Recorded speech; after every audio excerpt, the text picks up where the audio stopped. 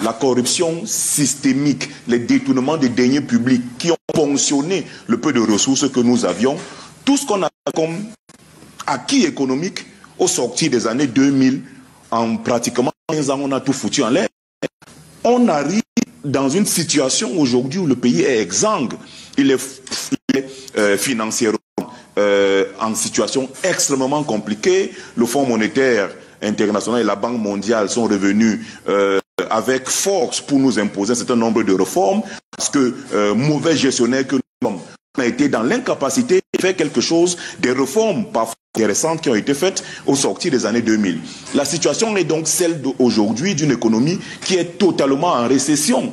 Les secteurs productifs sont en lambeaux, le secteur économique privé est dans l'incapacité de jouer pleinement le rôle qui est attendu de lui, parce que les politiques macroéconomiques de l'État sont extrêmement nuisibles pour le secteur économique privé. On est dans une situation où on ne peut absolument rien. Vous avez quelqu'un qui détourne 1 milliard de francs aujourd'hui. Il balader dans la rue, à insulter les pauvres, à se moquer des gens, à conduire un certain type de véhicule. Vous voyez comment les chantiers poussent dans les quartiers. Quelqu'un se lève un matin, 2 jours plus tard, il a un immeuble. On ne sait pas comment il a fait pour avoir une telle fortune. Il n'y a pas dans notre réglementation une disposition qui condamne l'enrichissement illicite. Et lorsqu'il y a même des dispositions qui peuvent attaquer corrompus, les corrupteurs, les détourneurs des deniers publics, ceux-ci se pavanent librement dans nos quartiers et narguent le monde. On est donc face à un pouvoir qui n'a pas de solution, qui est dans l'incapacité de décider. Les ministres font ce qu'ils veulent, les directeurs généraux font ce qu'ils veulent, qui veut, ils recrutent, ils ne recrutent pas, ils prennent un décret aujourd'hui, le changent demain. Vous arrivez au ministère de domaine, il y a un monsieur un peu âgé de l'autre côté qui peut vous donner, reconnaître un titre foncier aujourd'hui. À midi, il est énervé, il annule le titre foncier, il vous le reconnaît encore à 20h. Le lendemain matin, au petit déjeuner, il se rappelle qu'il n'était pas en bonne santé quand il vous a reconnu votre droit. Il annule, le titre foncier est devenu un moyen que tout le monde peut déchirer. Et dans un secteur économique, mon frère, monsieur le maire, qui est un gestionnaire, il sait très bien quelle est l'importance du titre foncier pour l'acteur économique. C'est un capital. Aujourd'hui, le titre foncier ne vaut absolument rien au Cameroun. Le président ne peut absolument rien résoudre. Dans une telle configuration, tous ceux qui disent que le président doit être candidat, en réalité, n'aiment pas le Cameroun. Et la plupart de ceux qui le lui demandent font cette demande uniquement pour leurs propres intérêts, parce qu'ils savent très bien que dans la configuration actuelle, tant que le président de la République est là, c'est eux qui sont protégés. Ils ne disent pas parce qu'ils aiment le président, ils ne sont pas soucieux de son héritage, parce qu'en réalité, la situation dans laquelle nous sommes aujourd'hui, on devrait se demander les fameuses questions que le président avait posées en son temps. Quel Cameroun voulons-nous pour nos enfants? Et donc, quand on pose cette question, je voudrais sortir par là. Il est clair que le président n'a pas de réponse aujourd'hui à la situation. Quel Cameroun voulons-nous laisser pour nos enfants? Pas de réponse.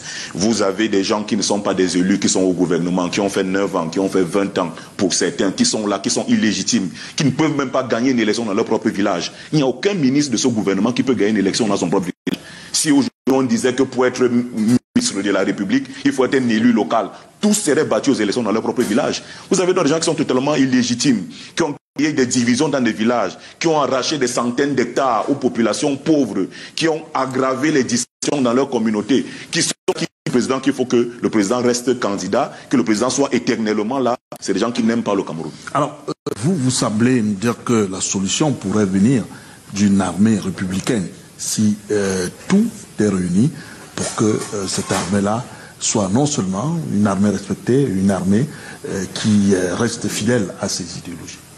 En fait, la question n'est pas là. Je dois d'abord dire merci à M. Atemong, monsieur le maire, qui de plus en plus est un écolier du discernement. Parce que je le vois... Finalement, vous êtes d'accord avec lui, ça lui cause quelques problèmes. Non, ça lui cause quelques problèmes parce que quand vous entendez ce que le jeune garçon parle là, le gars du Nord, notre frère du Nord là, il a dit quelque chose de fondamental. Tout est réuni entre les mains d'une famille. Et la famille là peut être une famille recomposée. La fonction publique, c'est pour vos enfants. Et ça pose un problème à 2 niveaux. La question de notre rapport à la France. Parce que la solution ne va pas venir en l'air. Quand vous voyez la question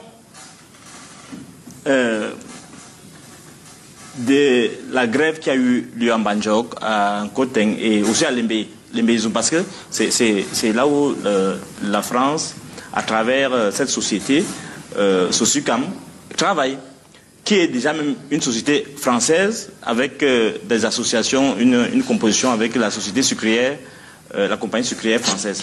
Donc c'est une société française. Et ce n'est pas aujourd'hui qu'on a vu. On a vu, il y a cela, en 2021, on a vu 3 enfants, 3 jeunes, des frères, qui avaient fait une vidéo. Toujours dans ces choses des Français-là. C'était une société de Hongkam, c'est pas quelque chose comme ça, une société des bananeraies. Ils ont été arrêtés. Je crois qu'il s'appelait Clément Bouba, Clément Bonda et Tembe. Il a été condamné avec ses 2 comparses à 1 an de prison et à 500 000 condamnations expéditives, quoi. En fait, vous voyez les 2 raisons principales de notre assujettissement. D'un côté, nous avons la France, le néocolonialisme, contrairement à M. le maire, ce n'est pas une question de chercher l'équilibre entre le coût du sucre et le coût de production. Non. On a un problème fondamental, c'est que,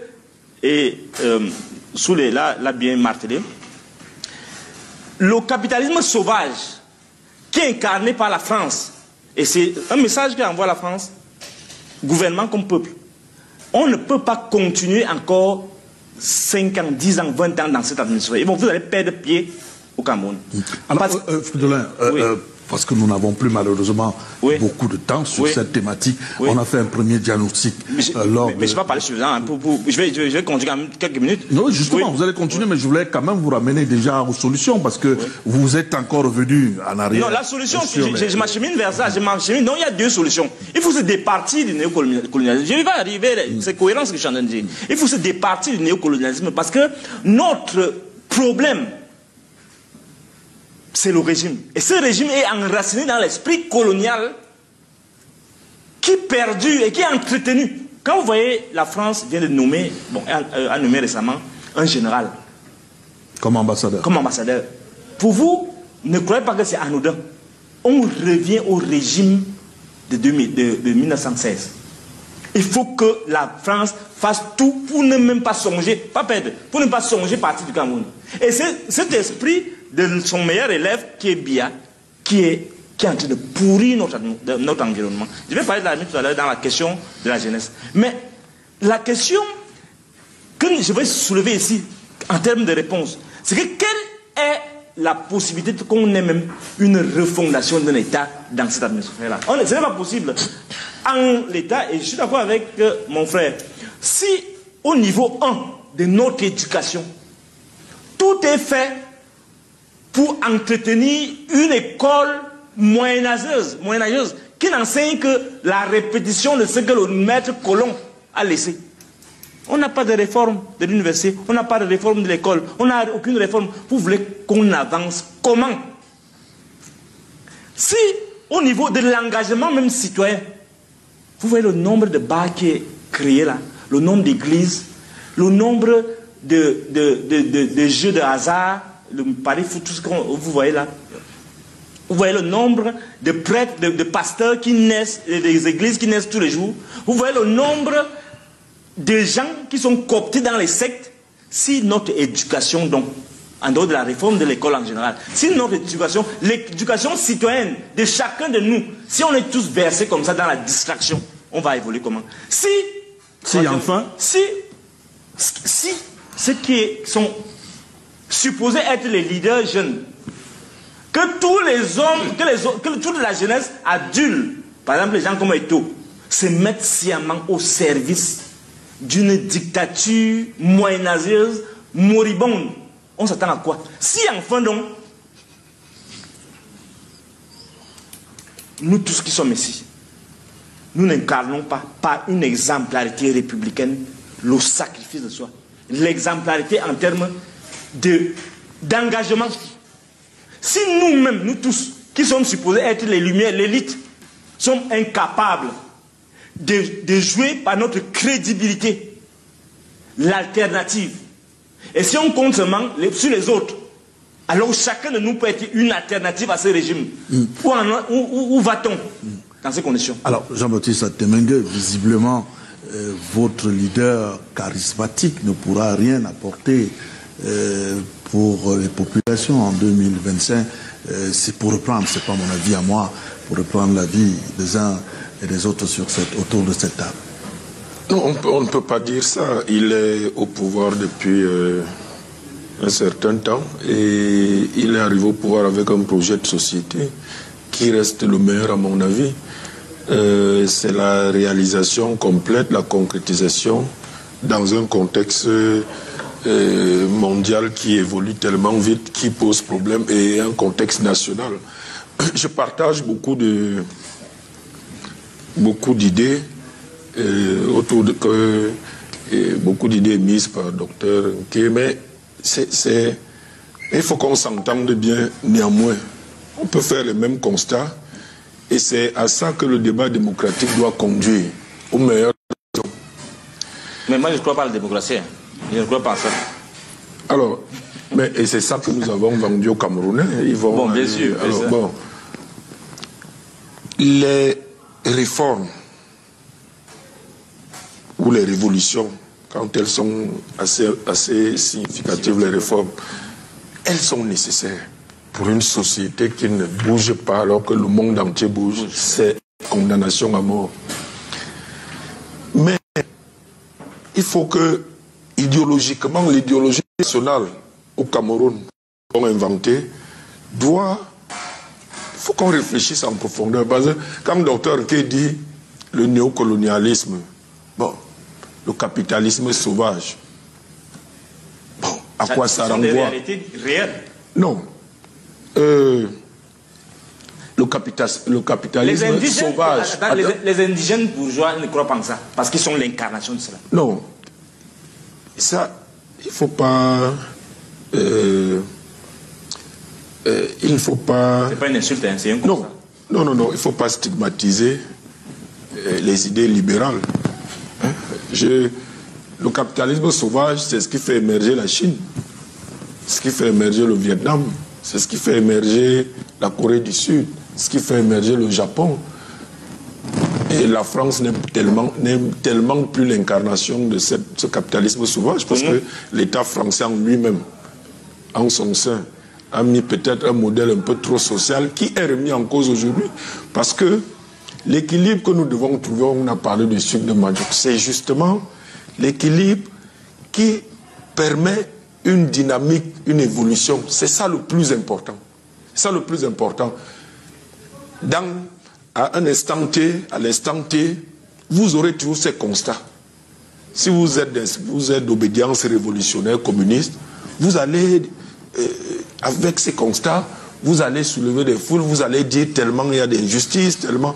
Mais c'est à l'instant T. Le problème, c'est la dynamique. Nous voulons émerger. Pour émerger, il faut rapatrier progressivement la valeur ajoutée.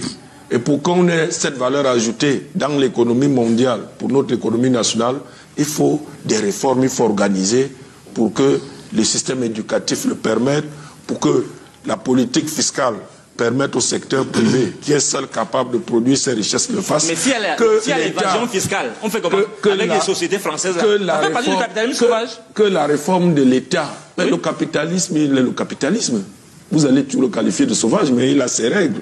Mais que la réforme, que l'État, qu'on s'entende sur quel État peut accompagner, quel appareil d'État peut accompagner, il est tout à fait évident et on est d'accord dessus. Mais si on est d'accord que l'appareil d'État du Cameroun aujourd'hui mérite un certain nombre de réformes pour que on instaure une dynamique irréversible et durable pour sortir les populations de la pauvreté, entendons-nous sur cet État que nous devons mettre en place. Un État réaliste. Et c'est à nos adversaires politiques d'inventer. Parce que si nous, au RDPC, vous nous dites, vous n'avez pas les bonnes réformes, qu'est-ce que vous proposez comme réforme? Les réformes sont nécessaires. Mais ces réformes ne doivent pas être des réformes des idéalistes, parce que vous êtes deux idéalistes ici sur le plateau, peut-être un peu Dr Macon aussi, mais l'idéalisme est bien. Mais il faut un équilibre entre l'idéalisme et la réalité économique mondiale il faut que les réformes puissent permettre à l'économie camerounaise de produire des richesses. On ne les produit pas avec seulement l'idéalisme.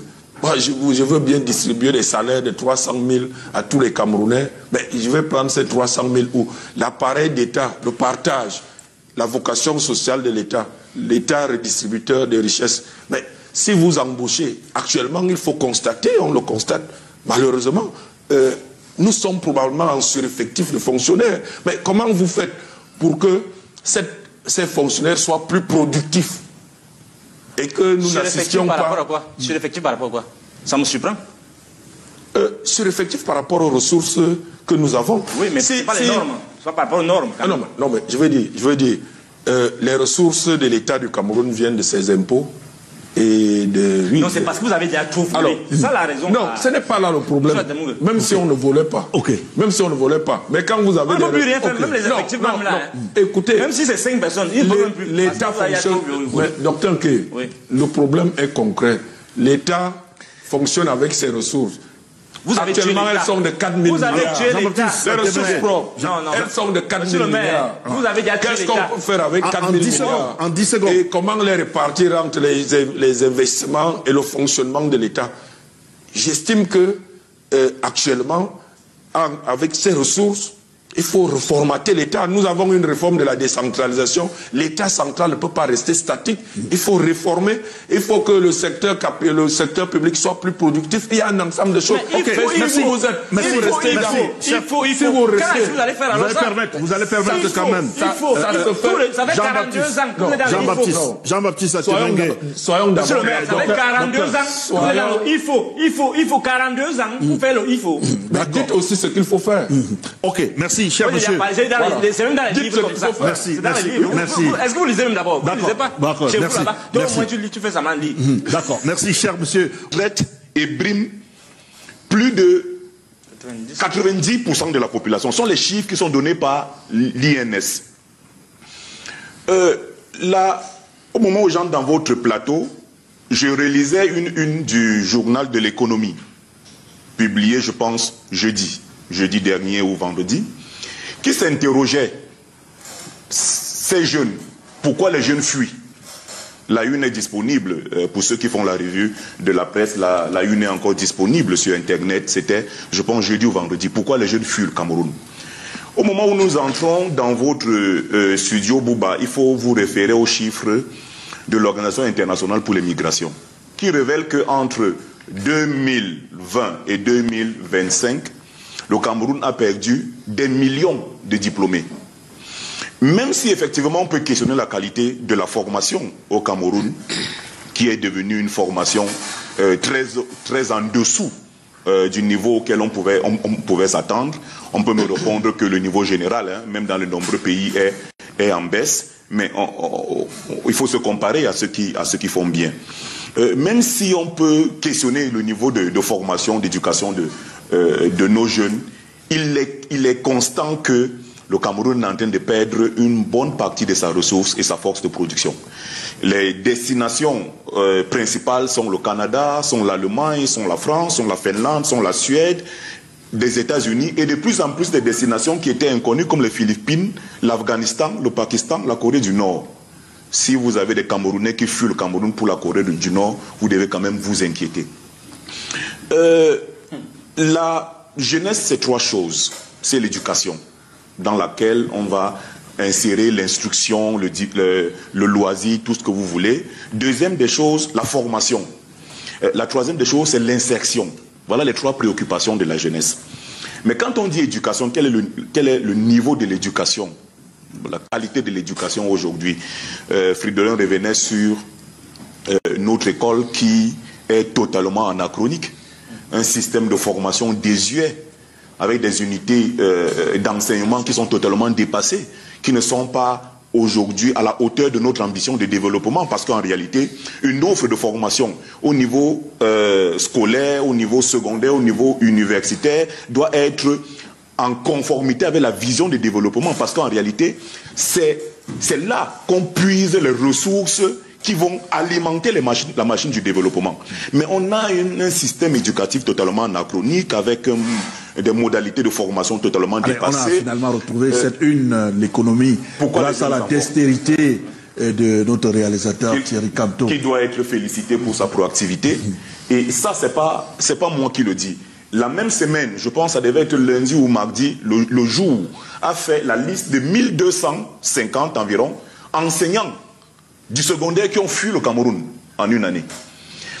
Voilà la réalité. Et donc, en réalité, on doit rebaptiser le 11 février 2025 journée de l'exil de la jeunesse camerounaise. Journée de l'exil. Journée de l'exil de la jeunesse camerounaise. Ce sont les faits. Ce n'est pas moi qui le dis, Bouba. La presse se fait l'écho. Ce n'est pas une que j'ai proposée. Voilà la situation de notre pays. Une jeunesse qui ne rêve plus. Et tout à l'heure, monsieur le maire Atemengue vous sortez par là. Revenait sur ce drame. Et il le disait avec beaucoup de justesse. Peut-être le plus grave aujourd'hui dans la situation de notre pays, c'est que notre jeunesse ne rêve plus. Et si vous avez une jeunesse qui ne rêve plus et qui a pour seul rêve fuir le pays, vous êtes en réalité une société qui est condamnée. La situation de notre pays est extrêmement grave aujourd'hui. Nous sommes dans une société en totale dispersion, délabrement et décrépitude, où nous n'arrivons plus à convaincre nos jeunes que l'avenir c'est ici. Il faut s'interroger. Alors, une jeunesse qui ne rêve plus et à craindre de soleil. Je voudrais dire que quand j'ai écouté M. Akolo parler tout à l'heure, je prenais des notes. Il n'a pas été là à la première partie de l'émission, mais je ne sais pas s'il a vu les clichés, soit d'indiscipline, les clichés de révolte, de tout ce qu'on a montré. Ce sont les signes visibles. Je dis bien les signes visibles de l'émancipation d'une population au creux de la vague, d'une population qui ne respecte plus la puissance publique, donc une population qui est prête aujourd'hui à aller à l'affrontement à visage découvert. Et vous venez de nous confirmer en vous écoutant que le renouveau en général est devenu un moteur à essence, n'est-ce pas, d'une voiture qui ronfle sur place, produit la fumée toxique et ne bouge pas. Vous savez, quand je prends une des choses, vous dites qu'il y a des centres qui sont créés dans les arrondissements. Avant de venir ici, j'en ai visité 4 ou 5. J'ai appelé 3 ou 4. Il n'y a pas de moyens. Les jeunes viennent 1 ou 2 fois. Ils ne trouvent pas de moyens.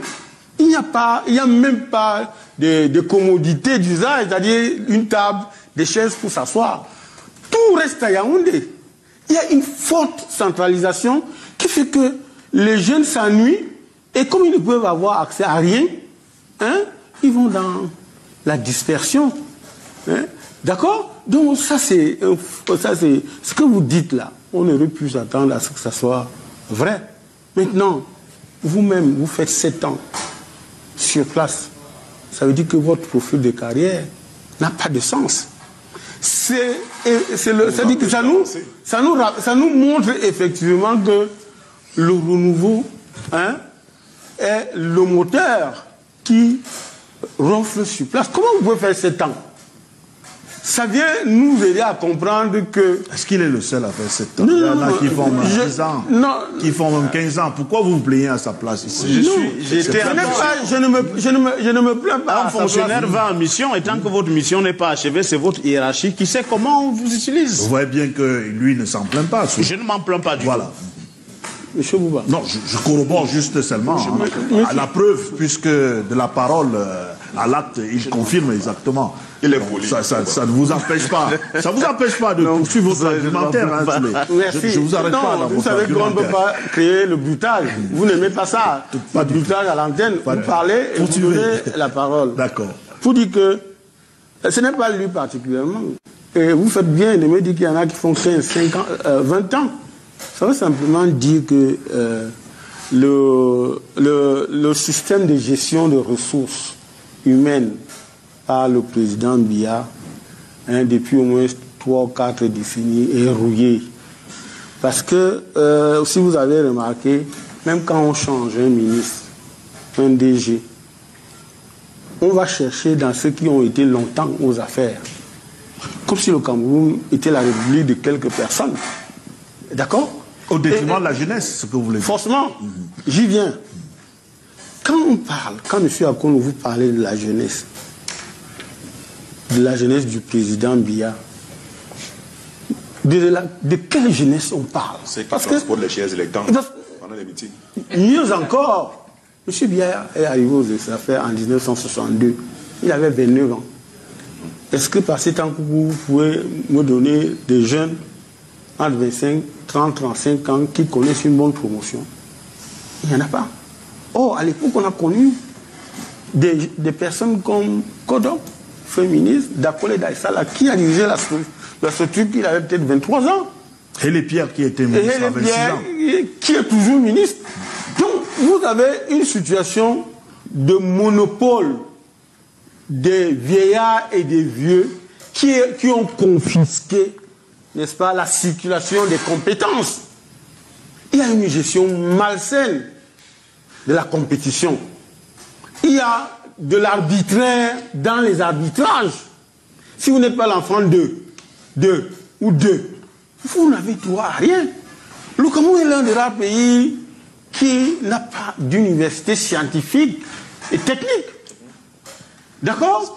Ça va faire comme si ça allait dire. Moi, je connais 3 jeunes, et même 4, qui sont allés dans les lycées techniques. Ils ont le bac F4, le bac G, combien là?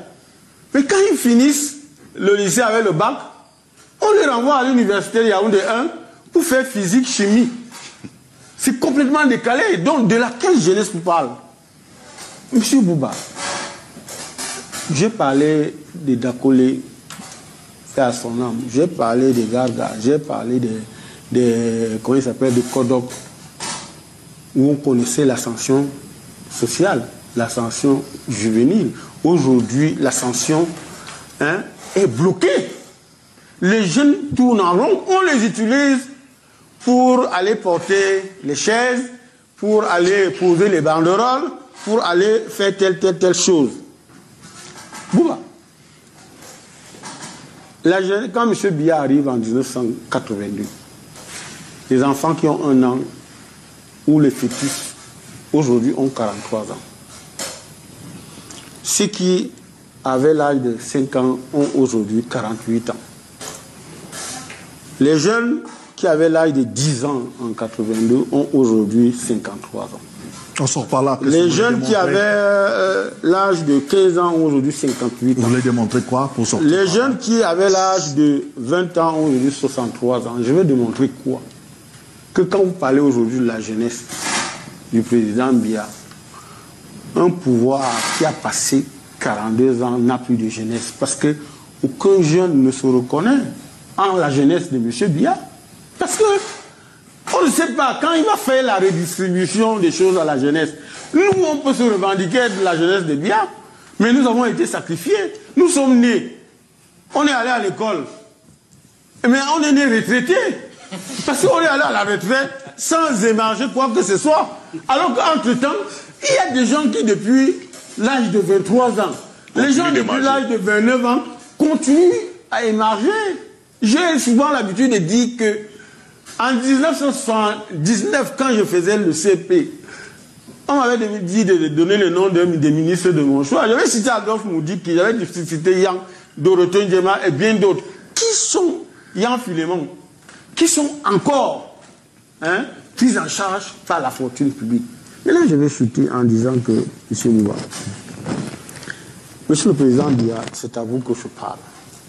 Vous avez réussi à laisser croire à tout le Cameroun que les ministres et les DG que vous nommez, il n'y a que eux, c'est leur république.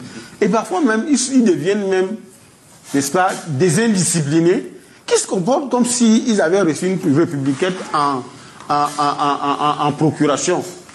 Et ils le font, n'est-ce pas, au vu et su de tout le monde, sachant que le grand Dieu, que M. le Président Biya, est complètement lessivé.